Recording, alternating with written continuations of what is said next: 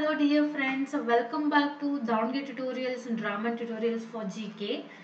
I hope everyone is doing great and fine, and I know everyone are preparing for your exam. So here is the one more most important video for your exams. That is the English Pedagogy class number 4. ನಾನು ನಿನ್ನೆ ಕ್ಲಾಸಲ್ಲಿ 25 most important ಕ್ವಶನ್ಸ್ನ solve ಮಾಡಿದ್ದೆ. ಅದೇ ಥರನೇ ಇವತ್ತಿನ ಸೆಷನಲ್ಲೂ ಕೂಡ ಇನ್ನ 25 ಕ್ವಶನ್ಸ್ಗಳು ನಿಮ್ಮ ಎಕ್ಸಾಮಿಗೆ ಹೆಲ್ಪ್ ಆಗುತ್ತೆ ಆ್ಯಂಡ್ ತುಂಬ ಇಂಪಾರ್ಟೆಂಟ್ ಕ್ವಶನ್ಸ್ಗಳಂತಲೇ ಹೇಳ್ಬೋದು. ಸೊ ಇದನ್ನು ಸಾಲ್ವ್ ಮಾಡಿದರೆ ಅಥವಾ ಈ ವಿಡಿಯೋನ ಟಿಲ್ ಎಂಡ್ ತನಕ ನೋಡಿದ್ರೆ ಕ್ವಶನ್ಸು ಯಾವ ಥರ ಲ್ಯಾಂಗ್ವೇಜ್ ಮೇಲೆ ಅರೈಸ್ ಆಗ್ಬೋದು ಆ್ಯಂಡ್ ಅದನ್ನು ಯಾವ ಥರ ಅಂಡರ್ಸ್ಟ್ಯಾಂಡ್ ಮಾಡಿಕೊಂಡು ಸಾಲ್ವ್ ಮಾಡ್ಬೋದು ಅನ್ನೋದಕ್ಕೆ ನಿಮಗೆ ಒಂದು ಇಂಟ್ರೊಡಕ್ಷನ್ ವಿಡಿಯೋ ಅಂತಲೇ ಹೇಳ್ಬೋದು. ಸೊ ಇಲ್ಲಿ ನನ್ನ ವಿಡಿಯೋನ ಸ್ವಲ್ಪ ಹೈಡ್ ಮಾಡ್ತಿದ್ದೀನಿ, ಲಾಕ್ ಮಾಡ್ತಿದ್ದೀನಿ, ಬಿಕಾಸ್ ಕ್ವಶನ್ಸ್ಗಳು ಸ್ವಲ್ಪ ಲೆಂತಿಯಾಗಿರುತ್ತೆ. ಹಾಗಾಗಿ ಟಿಲ್ ಎಂಡ್ ತನಕ ನಿಮಗೆ ಕ್ವಶನ್ಸ್ಗಳು ಕಾಣಿಸೋದಿಲ್ಲ. ನಾನು ವಿಡಿಯೋ ಈ ಕಡೆ ಸೈಡಿಗೆ ಬಂದುಬಿಟ್ರೆ, ಹಾಗಾಗಿ ಐ ಹೋಪ್ ನನ್ನ ವಾಯ್ಸ್ ನಿಮಗೆಲ್ಲ ಕೇಳಿಸ್ತಿದೆ ಅಂತ ಅಂದ್ಕೊಂಡಿದ್ದೀನಿ. So welcome you all to the pedagogy classes. Here our first question, ನಮ್ಮ 25 ಇಂಪಾರ್ಟೆಂಟ್ ಕ್ವಶನ್ಸಲ್ಲಿ ಫಸ್ಟ್ ಕ್ವಶನ್ ಬಂದ್ಬಿಟ್ಟು, which component of the language deals with the study of word formation. So ನಾವಿಲ್ಲಿ ಏನನ್ನ ನೋಡಬೇಕು ಯಾವುದೇ ಕ್ವಶನ್ ಅಲ್ಲಿ ಅಂತಂದ್ರೆ, ನಿಮಗೂ ಕೂಡ ಗೊತ್ತಿರುತ್ತೆ. ನಿಮಗೂ ಕೂಡ ಗೊತ್ತಿರುತ್ತೆ. ಸೊ ಕ್ವಶನ್ ಅಲ್ಲಿ ಮೋಸ್ಟ್ ಇಂಪಾರ್ಟೆಂಟ್ ಆಗಿ ಯಾವ್ದ್ರ ಬಗ್ಗೆ ಮಾತಾಡಿದ್ದಾರೆ, ಸೊ ನಾವು ಯಾವ್ದಕ್ಕೆ ಆನ್ಸರ್ ಹುಡುಕ್ಬೇಕು ಅನ್ನೋದು ನಾವು ತಿಳ್ಕೋಬೇಕು ಅಲ್ವಾ. ಸೊ ಇಲ್ಲಿ ನಾವು ಯಾವ್ದಕ್ಕೆ ಆನ್ಸರ್ ಹುಡುಕ್ಬೇಕು ಅಂತಂದ್ರೆ, ಸೊ ಯಾವ ಒಂದು ಲ್ಯಾಂಗ್ವೇಜ್ ಕಾಂಪೊನೆಂಟು ವರ್ಡ್ಸ್ ನ ಫಾರ್ಮೇಷನ್ ಮಾಡುತ್ತೆ. ಸೊ ಆಪ್ಷನ್ಸ್ ನ ನೋಡೋಣವಾ. Phonology, morphology, syntax and semantics. So ನಾನು ನಿಮಗೆ ಮುಂಚೆನೆ ಹೇಳಿದ್ದೆ, ಫೊನಾಲಜಿ ಅಥವಾ ಫೋನೆಟಿಕ್ಸ್ ಅಂದ್ರೆ ಸೌಂಡ್ ನ ಫಾರ್ಮೇಷನ್ ಮಾಡೋದು ಅಥವಾ ಸೌಂಡು. ಮಾರ್ಫಾಲಜಿ ಅಂತಂದ್ರೆ ಇಟ್ ವಿಲ್ ಕ್ರಿಯೇಟ್, ಓಕೆ ಅಂತಂದ್ರೆ ರಚನಾಶಾಸ್ತ್ರ ಅಂತ ಹೇಳ್ತೀವಲ್ವಾ ಅದು. ಸೊ ಸಿಂಟ್ಯಾಕ್ಸ್ ಅಂತ ಅಂದ್ರೆ ಏನಂತ ಹೇಳೋದು ನಾವು, ಇಟ್ ಕನ್ಸ್ಟ್ರಕ್ಟ್ ಏನಂತ ಹೇಳ್ಬೋದು, ವೊಕ್ಯಾಬ್ಯುಲರಿ ಅಥವಾ ಸೆಂಟೆನ್ಸ್ಗಳನ್ನ ಫಾರ್ಮೇಷನ್ ಮಾಡೋದು, ಶಬ್ದಾರ್ಥಗಳನ್ನ ಫಾರ್ಮೇಷನ್ ಮಾಡುತ್ತೆ ಅಂತ ಹೇಳ್ಬೋದು. ಸಿಮ್ಯಾಂಟಿಕ್ಸ್ ಅಂದ್ರೆ ನಿಮಗೆಲ್ಲ ಗೊತ್ತು. So the answer is morphology. Okay, so ನಾನು ನಿಮ್ಗೆ ಹೇಳಿದ್ನಲ್ವಾ, ಸ್ಟಡಿ ಆಫ್ ವರ್ಡ್ ಫಾರ್ಮೇಷನ್.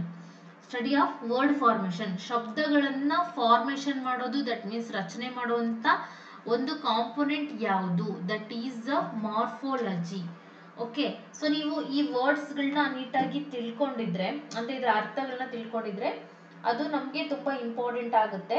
ಎಲ್ಲೋ ಕೇಳಿದೀವಲ್ಲಪ್ಪ ಇದನ್ನ ಅನ್ನೋ ತರ ಏನಾಗೋದಿಲ್ಲ. ಓಕೆನಾ.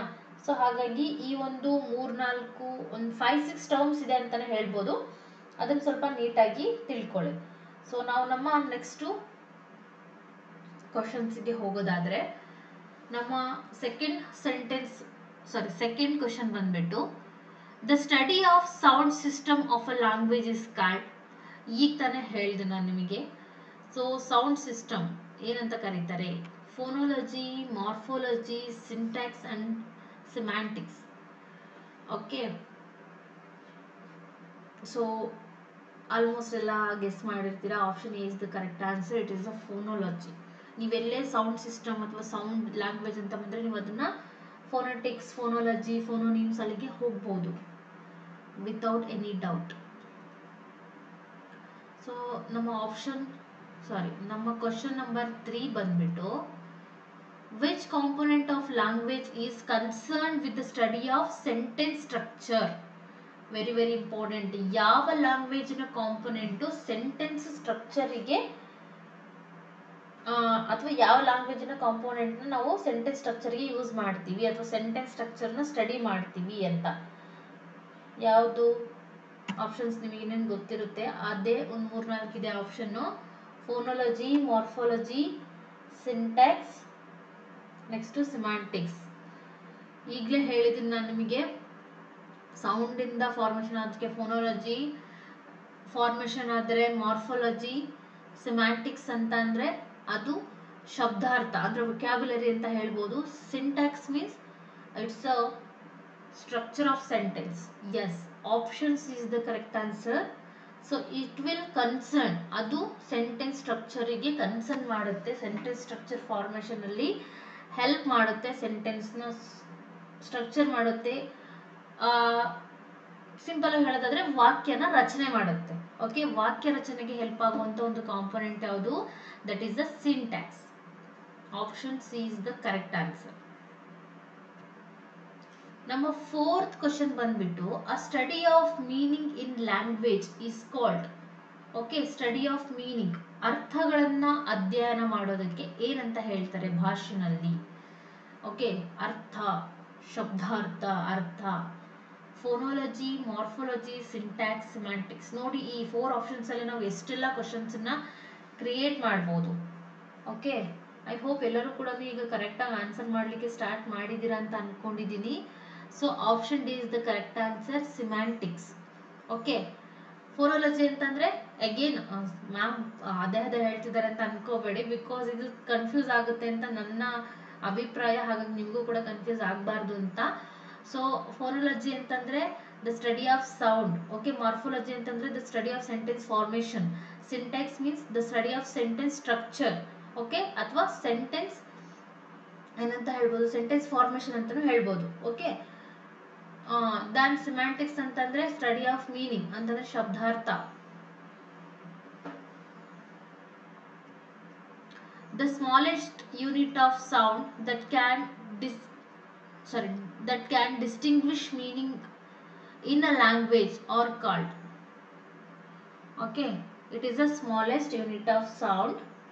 ಒಂದು smallest unit of sound ಅದೇನ್ ಮಾಡುತ್ತೆ ಅಂತಂದ್ರೆ ಡಿಸ್ಟಿಂಗ್ವಿಶ್ ಮಾಡುತ್ತೆ, ಸಪರೇಟ್ ಮಾಡುತ್ತೆ meaning in a language. Language ಅಲ್ಲಿ ಮೀನಿಂಗ್ ಅನ್ನ ಸಪರೇಟ್ ಮಾಡಿ ಹೇಳೋಂತ ಒಂದು ಪಾರ್ಟ್ ಯಾವುದು? Phonemes, morphemes, syntax and semantics.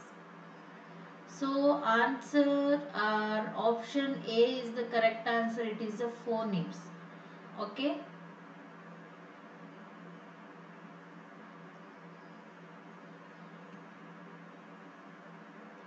Question number 6. Which component of language deals with the study of linguistic context and how it affects meaning? Okay, ಈ ಕೆಳಗೆ ಕೊಟ್ಟಿರುವಂತ ಅದರಲ್ಲಿ ಯಾವ language ನ ಕಾಂಪೊನೆಂಟ್ ಲಿಂಗ್ವಿಸ್ಟಿಕ್ ಅಂದ್ರೆ ಭಾಷಾಶಾಸ್ತ್ರ.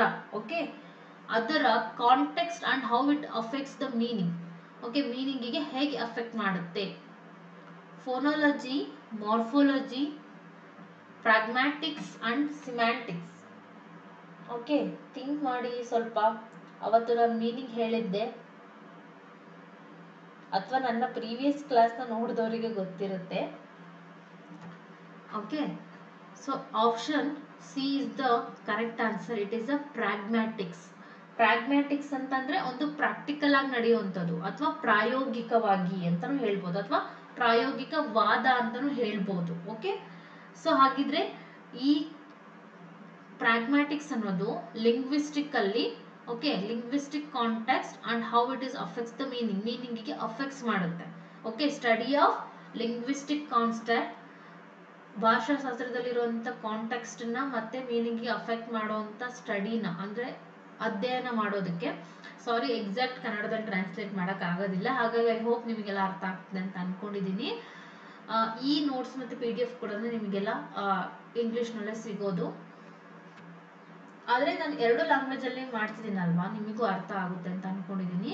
It is the pragmatics. Okay, ಹಾಗಾಗಿ ನಾನು ಕೆಲವೊಂದು terms ಇನ ಮೀನಿಂಗ್ಸ್ ಅನ್ನ ಬೋತ್ ಕನ್ನಡ ಮತ್ತೆ ಇಂಗ್ಲಿಷ್ ಅಲ್ಲಿ ಎರಡರಲ್ಲೂ ಕೂಡ ಹೇಳ್ತಾ ಇದ್ದೀನಿ. The study of how language is used in a social context. Okay, social context in a called. Okay, ಯಾವ್ದ್ರ ಬಗ್ಗೆ ಸ್ಟಡಿ ಮಾಡೋದನ್ನ ಕೇಳಿದ್ದಾರೆ? The study of how language is used in social context. Social context ಅಲ್ಲಿ language ಅನ್ನ study ಮಾಡೋ ಒಂದು ವೇಗೆ. Okay, simple ಆಗಿ ಹೇಳೋದಾದ್ರೆ ನಮಗೆ ಕೆಲವೊಂದು ಹಿಂಟ್ಸ್ಗಳು ಆಪ್ಷನ್ಸ್ ಎಲ್ಲ ಸಿಕ್ಬಿಟ್ಟಿರುತ್ತೆ, ಹಾಗಾಗಿ ನಾವು ಜಾಸ್ತಿ ತಲೆ ಕೆಡಿಸ್ಕೊಳ್ಳೋಂತ ನೆಸಿಟಿ ಇರೋದಿಲ್ಲ. ಫೋನಾಲಜಿ, ಮಾರ್ಫಾಲಜಿ, ಸೋಷಿಯಲ್ ಲಿಂಗ್ವಿಸ್ಟಿಕ್ಸ್, ಸಿಮ್ಯಾಂಟಿಕ್ಸ್ ಅಲ್ಲೇ ಕೊಟ್ಟಿದ್ದಾರೆ ದ ಸ್ಟಡಿ ಆಫ್ ಲ್ಯಾಂಗ್ವೇಜ್ ಅಂತ. Language in a social, social ಅಲ್ಲಿ ನಾವು ಲ್ಯಾಂಗ್ವೇಜ್ ನ ಸ್ಟಡಿ ಮಾಡುವಂತ ಒಂದು ಕಾಂಟೆಕ್ಸ್ಟ್ಗೆ ಸೋಷಿಯೋ ಲಿಂಗ್ವಿಸ್ಟಿಕ್ಸ್ ಅಂತ ಹೇಳ್ತಾರೆ. It is option number C is the correct answer. 8th one, a smallest unit of meaning in a language is called. Smallest unit of meaning. Phonemes, morphemes, syntax, semantics. Meaning ಗೆ ಏನಂತ ಹೇಳ್ತೀವಿ? It's option number B, morphemes. Okay. Which component of language deals with the study of? ಯಾವ ಕೆಳಗೆ ಕೊಟ್ಟಿರುವಂತ ಯಾವ language ನ component study of how words are combined to form phrases and sentences. ಈ ಕೆಳಗಡೆ ಕೊಟ್ಟಿರುವಂತ ಯಾವ ಲ್ಯಾಂಗ್ವೇಜ್ ನ ಕಾಂಪೊನೆಂಟ್ ಹೇಳುತ್ತೆ ಅಥವಾ ಅದರ ಸ್ಟಡಿಗೆ ಏನಂತ ಕರೀತಾರೆ? ಯಾವ ಸ್ಟಡಿ ಅಂತಂದ್ರೆ the words are combined, words ಎಲ್ಲ ಕಂಬೈನ್ ಆಗಿ ಫ್ರೇಸಸ್ ಮತ್ತೆ ಸೆಂಟೆನ್ಸ್ ಗಳನ್ನ ಫಾರ್ಮ್ ಮಾಡುತ್ತೆ. ಸೊ ಯಾವ್ದದು ಅಥವಾ ಯಾವ ಟರ್ಮು? ಫೋನೋಲಜಿನೋ, ಮಾರ್ಫೋಲಜಿನೋ, ಸಿಂಟ್ಯಾಕ್ಸೋ, ಸಿಮ್ಯಾಂಟಿಕ್ಸೋ? ಓಕೆ, ಸ್ಟಡಿ ಮಾಡುತ್ತೆ ಹೇಗೆ ವರ್ಡ್ಸ್ ಎಲ್ಲ ಕಂಬೈನ್ ಆಗಿ ಫ್ರೇಸಸ್ನ ಮತ್ತೆ ಸೆಂಟೆನ್ಸಸ್ನ ರಚನೆ ಮಾಡುತ್ತೆ ಅಥವಾ ಫಾರ್ಮ್ ಮಾಡುತ್ತೆ ಅಂತ. It is option number C, syntax. Okay, ಯಾಕೆಂದ್ರೆ ಅದೇ ತಾನೇ ವಾಕ್ಯನ ರಚನೆ ಮಾಡೋದು. ಫ್ರೇಸಸ್, ಕ್ಲಾಸಸ್, ಸೆಂಟೆನ್ಸಸ್ ಎಲ್ಲ ಅದರಲ್ಲೇ ಬರೋದು. ಓಕೆ, ಹಾಗಾಗಿ ಅದೇ ಏನ್ ಮಾಡುತ್ತೆ ಅಂತಂದ್ರೆ ಸಿಂಟ್ಯಾಕ್ಸ್ ಅನ್ನೋ ಕಾಂಪೊನೆಂಟೇ ಅದೇ ಕಂಬೈನ್ ಮಾಡುವಂಥದ್ದು ಫ್ರೇಸಸ್ ಅಂಡ್ ಸೆಂಟೆನ್ಸಸ್ಗಳನ್ನ.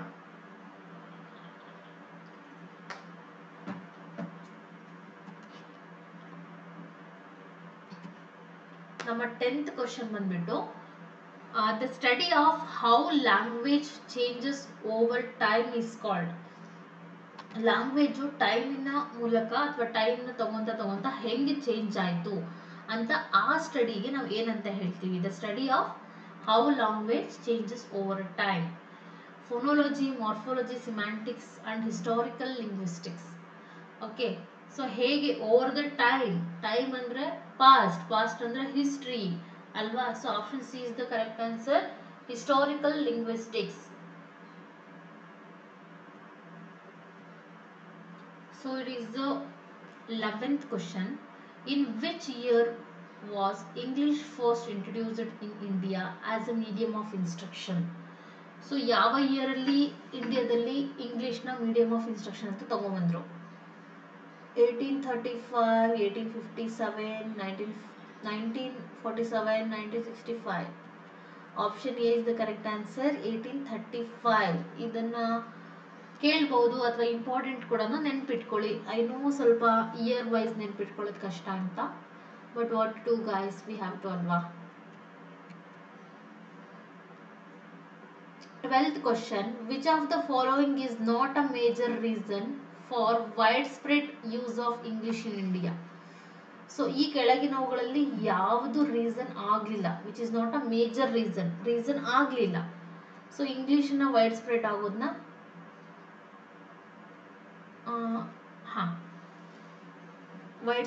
ಇಂಗ್ಲಿಷ್ನ ವೈಡ್ ಸ್ಪ್ರೆಡ್ ಆಗೋ ಯೂಸ್ನ ಅಂದ್ರೆ ಎಲ್ಲಾ ಕಡೆ ಸ್ಪ್ರೆಡ್ ಆಗೋದನ್ನ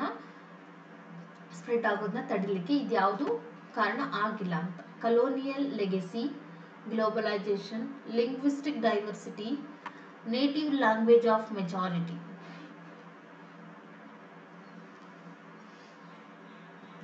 so it is a native language of majority. So ಹಾಗಿದ್ರೆ this is not a main reason ಅಂತ ಅಷ್ಟೇ.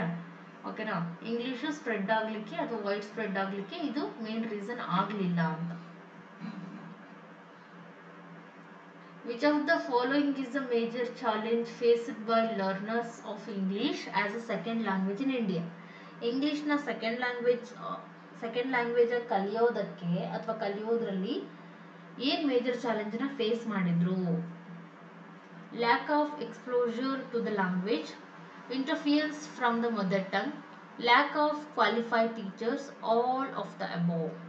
It's option D, all of above. ಹೌದು, ಇಂಗ್ಲಿಷ್ ಅನ್ನೋದು ಬೇರೆ ಕಡೆಯಿಂದ ಬಂದಿರುವಂತ ಲ್ಯಾಂಗ್ವೇಜ್ ಆಗಿತ್ತು. ಸೊ ಹಾಗಾಗಿ ಇಲ್ಲಿ ಕ್ವಾಲಿಫೈಡ್ ಟೀಚರ್ಸ್ ಕೂಡ ಇನಿಷಿಯಲ್ ಸ್ಟೇಜ್ ಅಲ್ಲಿ ಇರಲಿಲ್ಲ. ಈಗೆಲ್ಲ ಕಡೆ ಇದ್ದಾರೆ, ಅಂದ್ರೆ ಮೋಸ್ಟ್ 90% ಅಂತೂ ಇದ್ದಾರೆ ಅಂತ ಅನ್ಕೊಳ್ಳಿ. ಬಟ್ ಆದ್ರೆ ಅವಾಗಿನ ಕಾಲದಿಂದನೂ ಯಾಕೆ ಅಂತ ಅಂದ್ರೆ ಕಲೀಲಿಕ್ಕೆ ಯಾಕೆ ಕಷ್ಟ ಆಗ್ತಿತ್ತು ಅಥವಾ ಆಗ್ತಿದೆ ಅಂತಂದ್ರೆ ಸ್ವಲ್ಪ ಕ್ವಾಲಿಫೈಡ್ ಟೀಚರ್ಸ್ ಕಡಿಮೆ ಇದ್ದಾರೆ.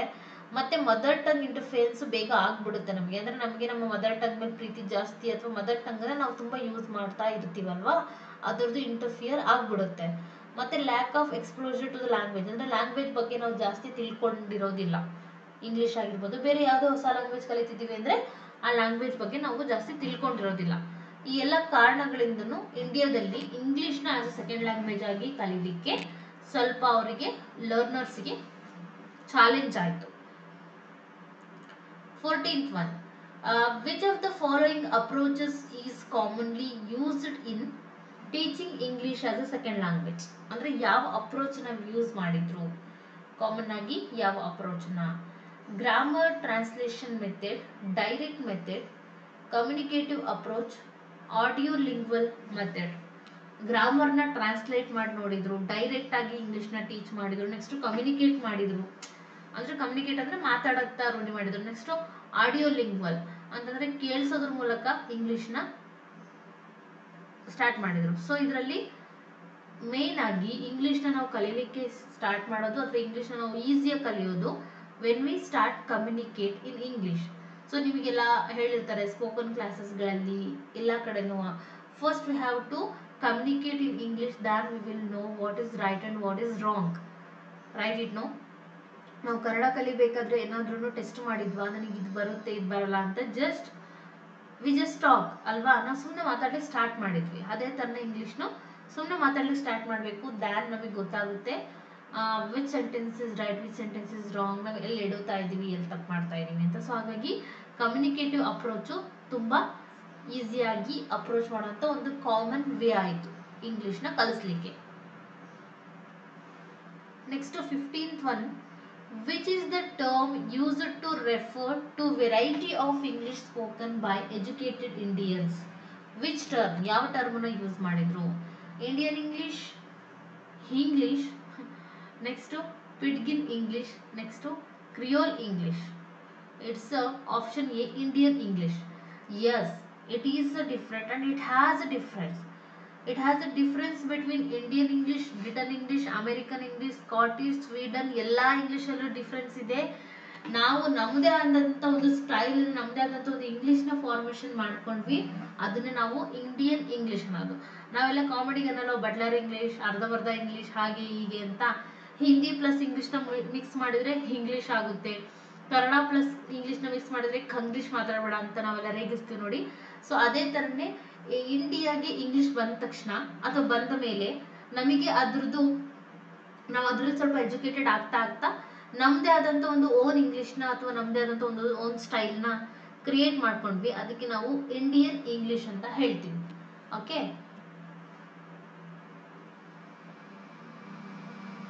Next 16th one, which of the following is not a characteristic of Indian English? Okay, ಇದು ಈ ಕೆಳಗಡೆ ಕೊಟ್ಟಿರೋದ್ರಲ್ಲಿ ಯಾವುದು ಇಂಡಿಯನ್ ಇಂಗ್ಲಿಷ್ನ ಕ್ಯಾರೆಕ್ಟರಿಸ್ಟಿಕ್ ಅಲ್ಲ?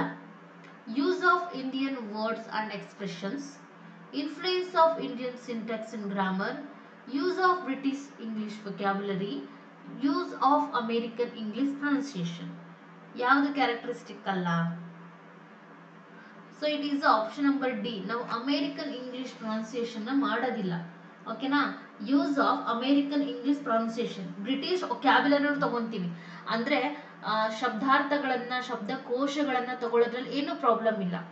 ನೆಕ್ಸ್ಟ್ ಇಂಗ್ಲಿಷ್ನ ಮಾತಾಡಬೇಕಾದ್ರೆ ಇಂಡಿಯನ್ ಸಿಂಟೆಕ್ಸ್ಗಳನ್ನ ಅಂದ್ರೆ ಏನಂತಾರೆ ವಾಕ್ಯ ರಚನೆನ, ಗ್ರಾಮರ್ನ ತಗೊಳ್ಳೋದ್ರಲ್ಲಿ, ವ್ಯಾಕರಣ ತಗೊಳ್ಳೋದ್ರಲ್ಲಿ ಏನು ತಪ್ಪಿಲ್ಲ, ಅದು ಕೂಡ ಒನ್ ಆಫ್ ದ ಕ್ಯಾರೆಕ್ಟರಿಸ್ಟಿಕ್.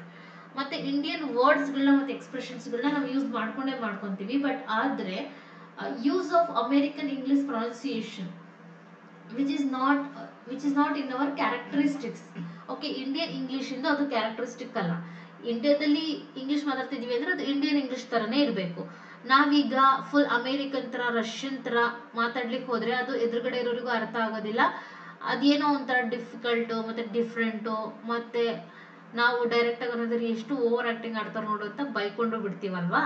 ಹಾಗಾಗಿ ನಮ್ಮ ಕ್ಯಾರೆಕ್ಟರಿಸ್ಟಿಕ್ ಅಲ್ಲ ಯಾವುದು ಅಮೇರಿಕನ್ ಪ್ರೊನೌನ್ಸಿಯೇಷನ್ ನ ತಗೊಳ್ಳೋದು.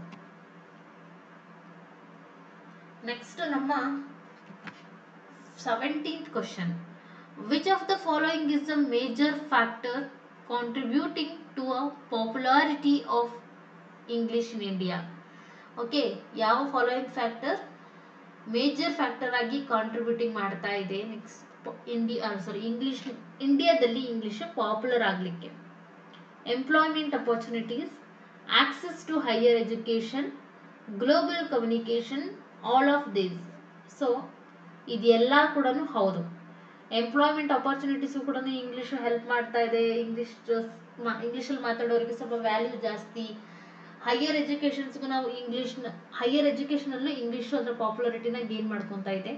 ನೆಕ್ಸ್ಟ್ ಗ್ಲೋಬಲ್ ವೈಸ್ ನಾವು ಕಮ್ಯುನಿಕೇಟ್ ಮಾಡ್ತಾ ಇದ್ದೀವಿ. ಸೊ ಈ ಎಲ್ಲ ಕಾರಣಗಳಿಂದನೂ ಇಂಡಿಯಾದಲ್ಲಿ ಇಂಗ್ಲೀಷು ಪಾಪ್ಯುಲರ್ ಆಗ್ತಾ ಇದೆ. ಸೊ ನಮ್ಮ 18th ಕ್ವಶನ್ ಬಂದ್ಬಿಟ್ಟು, which of the following is the common issue faced by teachers of English as a second language in India? ಇಂಡಿಯಾದಲ್ಲಿ ಇಂಗ್ಲಿಷ್ ಆಸ್ ಸೆಕೆಂಡ್ ಲ್ಯಾಂಗ್ವೇಜ್ ಆಗಿ ಟೀಚ್ ಮಾಡಲಿಕ್ಕೆ ಯಾವ ಕಾಮನ್ ಇಶ್ಯೂನ ಟೀಚರ್ಸ್ ಫೇಸ್ ಮಾಡಿರ್ತಾರೆ? ಲಾರ್ಜ್ ಕ್ಲಾಸ್ ಸೈಜ್, ತುಂಬಾ ದೊಡ್ಡ class size ಇರುತ್ತೆ. Lack of resources and materials, ಇಂಗ್ಲಿಷ್ನ ಕಲಿಸ್ಲಿಕ್ಕೆ ಬೇಕಾದಂತಹ ರಿಸೋರ್ಸಸ್ಗಳು, ಗ್ರಾಮರ್ ಬುಕ್ಸ್ಗಳು, ಮೆಟೀರಿಯಲ್ಸ್ಗಳು ಇರೋದಿಲ್ಲ. Limited exposure to English in community, ಅಂದರೆ ಲಿಮಿಟೆಡ್ ಆಗಿ ಇಂಗ್ಲಿಷ್ನ ಕಲಿಬೇಕು, ಇಂಗ್ಲಿಷ್ನ ಎಕ್ಸ್ಪ್ಲೋರ್ ಮಾಡಬೇಕು, ಅದರಲ್ಲಿ ಏನಾದರೂ ತಿಳ್ಕೋಬೇಕು ಅಂತ ಅನ್ನೋರು ತುಂಬ ಲಿಮಿಟೆಡ್ ಜನ ಇರ್ತಾರೆ ಕಮ್ಯುನಿಟಿನಲ್ಲಿ.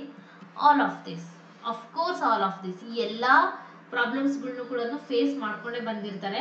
ಅಟ್ಲೀಸ್ಟ್ ಈಗ ಪ್ರೆಸೆಂಟ್ ಸಿಚುವೇಶನ್ ಅಲ್ಲಿ ಸಮ್ಹೌ ಬೆಟರ್ ಇಂಗ್ಲಿಷಿಗೆ ಇಂಪಾರ್ಟೆನ್ಸ್ ಕೊಡ್ತಾರೆ. ಈಗಂತೂ ಎಲ್ಲರೂ ಮಕ್ಕಳು ಎಲ್ಲ ಇಂಗ್ಲೀಷಲ್ಲಿ ಮಾತಾಡಲಿ ಅಂತಲೇ ಪೇರೆಂಟ್ಸ್ ಇಷ್ಟಪಡ್ತಾರೆ. ಬಟ್ ಮೊದಲಿಂದನೂ ಕೂಡ ಈ ಎಲ್ಲ ಡಿಫಿಕಲ್ಟಿಗಳನ್ನ ಫೇಸ್ ಮಾಡ್ಕೊಂಡೇ ಟೀಚರ್ಸ್ಗಳು ಬಂದಿರೋದು. ನಮ್ಮ 19th ಕ್ವಶನ್ ಬಂದ್ಬಿಟ್ಟು, which of the following is the major goal of teaching English as a second language? Major goal ಯಾವುದು ಟೀಚರ್ಸ್ಗೆ ಇಂಗ್ಲಿಷ್ನ ಸೆಕೆಂಡ್ ಲ್ಯಾಂಗ್ವೇಜ್ ಆಗಿ ಟೀಚ್ ಮಾಡಲಿಕ್ಕೆ? Developing native like a proficiency, promoting cultural assimilation, enabling effective communication, preparing students for standardised test.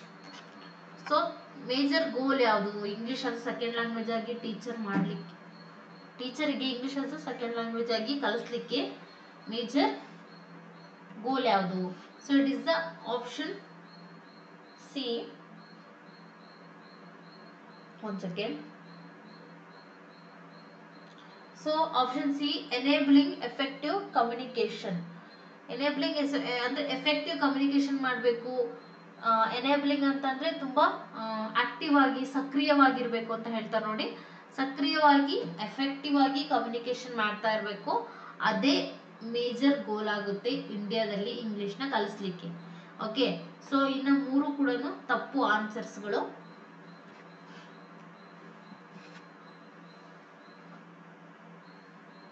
Which among the following approach is used to teach English as a foreign language?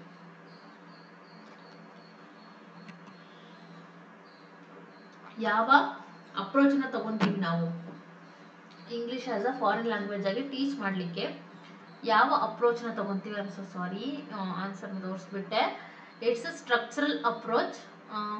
Psychological approach ಅಲ್ಲ, linguistic ಭಾಷಾಶಾಸ್ತ್ರನೂ ಅಲ್ಲ, ಪೆಡಗಾಗಿಕಲ್ಲೂ ಅಲ್ಲ, ಶಿಕ್ಷಣ ಶಾಸ್ತ್ರ ಕೂಡ ಅಲ್ಲ, psychological ಅಲ್ಲ. It's a structural approach. Okay, structural approach is the right answer. Structural approach ಅಂದ್ರೆ ದಟ್ ಈಸ್ ಸ್ಟ್ರಕ್ಚರ್ ಮಾಡೋದು, ಅಂದ್ರೆ ನೀಟಾಗಿ ಏನಂತ ಹೇಳ್ಬೋದು, ರಚನೆ. ಓಕೆನಾ, ರಚನೆ, ಫಾರ್ಮೇಶನ್, ರಚನಾತ್ಮಕ, ಅದನ್ನ ನಾವು ಹೇಳ್ಬೋದು. At the senior stage, a child should acquire a vocabulary of words. ಅಂದ್ರೆ ಒಂದು ಸೀನಿಯರ್ ಸ್ಟೇಜ್ ಏಜ್ ಅಲ್ಲಿ ಅಥವಾ ಒಂದು ಮೀಡಿಯಂ ಏಜಿನ ಮಕ್ಕಳು, ಅಂದ್ರೆ ಈಗ ಫುಲ್ ಅಡೋಲಸೆಂಟು ಅಲ್ಲ, ಫುಲ್ಲು ಸ್ಕೂಲಿಗೆ ಹೋಗೋ ಸಣ್ಣ ಹುಡುಗನೂ ಅಲ್ಲ, ಒಂದು ಮೀಡಿಯಂ ಏಜಿನ ಮಗು ಅವನ ಮೈಂಡಲ್ಲಿ ಎಷ್ಟು ವೊಕ್ಯಾಬ್ಯುಲರಿನ ಅಕ್ವೈರ್ ಮಾಡ್ಕೋಬೋದು, ಅಂದರೆ ಎಷ್ಟು ಶಬ್ದಾರ್ಥಗಳನ್ನ ಮೈಂಡಲ್ಲಿ ಇಟ್ಕೋಬೋದು. 250 2500 3000 5000. ಸೊ ಆಪ್ಷನ್ ಬಿ 2500 ಅಷ್ಟು ವೊಕ್ಯಾಬ್ಯುಲರಿನ ಒಂದು ಮಗು ಅದರ ತಲೆಯಲ್ಲಿ ಇಟ್ಕೋಬಹುದು. The sing song theory was propounded by, ಯಾರು ಪ್ರೊಫೌಂಡ್ ಮಾಡಿದ್ದು? ನೋಟಿಸ್, ಹಿಟ್ಸನ್, Muller and Jespersen. So it is option D, Jespersen. Okay, ಅವನು ಸಿಂಗ್ ಸಾಂಗ್ ಥಿಯರಿನ propounded. Okay, he propounded, yes, ಅವನು ಕಂಡುಹಿಡಿದಿದ್ದು ಅಥವಾ ಅವನು ಮಾಡಿದ್ದು ಅಂತ. The earliest story,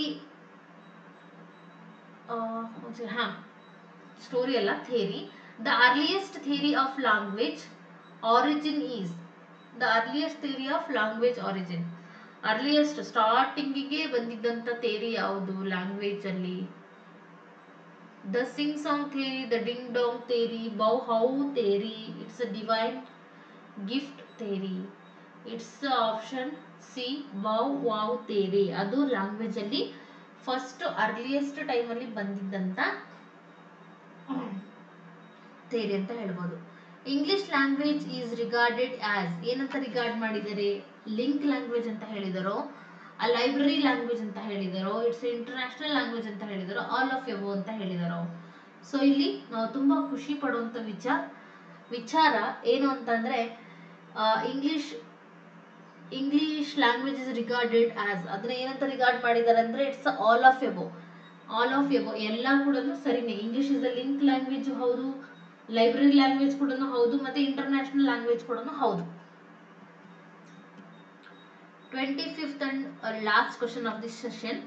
English in India is best regarded as, ಏನಂತ ರಿಗಾರ್ಡೆಡ್ ಆಗಿದೆ? Foreign language, first language, second language, classical language? It is option A, it is the foreign language. ಅಂದ್ರೆ ನಾವೇನೇ ಸೆಕೆಂಡ್ ಲ್ಯಾಂಗ್ವೇಜ್ ಆಗಿ ಫಸ್ಟ್ ಲ್ಯಾಂಗ್ವೇಜ್ ಆಗಿ ಕಲಿಬಹುದು, but ಆದ್ರೆ ಇಂಡಿಯಾದಲ್ಲಿ English origin ಆಗಿರುವಂತದಲ್ಲ, it is completely foreign language ಅಂತ ಕನ್ಸಿಡರ್ ಮಾಡಿದೀವಿ ನಾವು. ಓಕೆ, ಐ ಹೋಪ್ ಈ 25 ಕ್ವಶನ್ಸ್ ಕೂಡ ನಿಮ್ಮ ಎಕ್ಸಾಮ್ಸ್ಗೆ ಯೂಸ್ಫುಲ್ ಆಗುತ್ತೆ ಅಂತ ಅನ್ಕೊಂಡಿದ್ದೀನಿ.